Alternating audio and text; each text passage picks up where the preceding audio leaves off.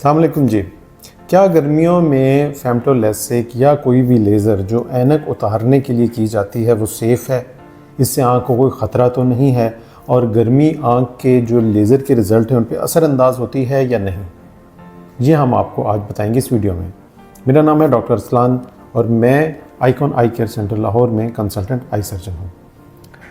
Laser हो, आँख के जितने भी प्रोसीजर्स हों, आम तौर के ऊपर वो गर्मियों में किसी किस्म का मसला पैदा नहीं करते हैं। और ये जो एक मिथ है इस हवाले से कि आँख में हीलिंग के दौरान या आँख की जो रिकवरी है लेज़र के बाद उसमें कोई मसला पैदा हो जाएगा अगर गर्मी का असर आएगा आँख के ऊपर, तो ऐसा कुछ भी नहीं है।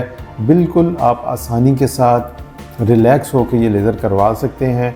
जो रिज़ल्ट इसके गर्मियों में है वही रिज़ल्ट इसके सर्दियों में है। हाँ, अलबत्ता ये बात ज़रूर है कि गर्मियों में चूँकि आपको पसीना ज़्यादा आएगा, स्वेटिंग ज़्यादा होगी, तो उसमें थोड़ी सी, ज़्यादा नहीं, थोड़ी सी एहतियात की ज़रूरत है कि आँख में बहुत ज़्यादा स्वेट या कोई भी इस तरह की चीज़, डस्ट वगैरह ना जाए जो कि आँख में जो हीलिंग है उसमें कंटामिनेशन या उसमें इन्फेक्शन वगैरह का बाइस बने।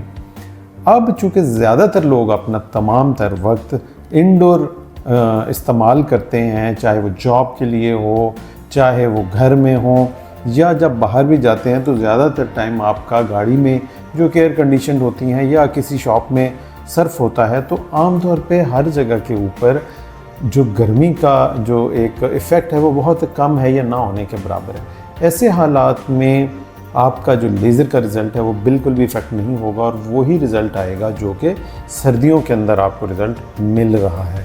तो इस वजह से आपको बिल्कुल भी फ़िक्रमंद होने की ज़रूरत नहीं है।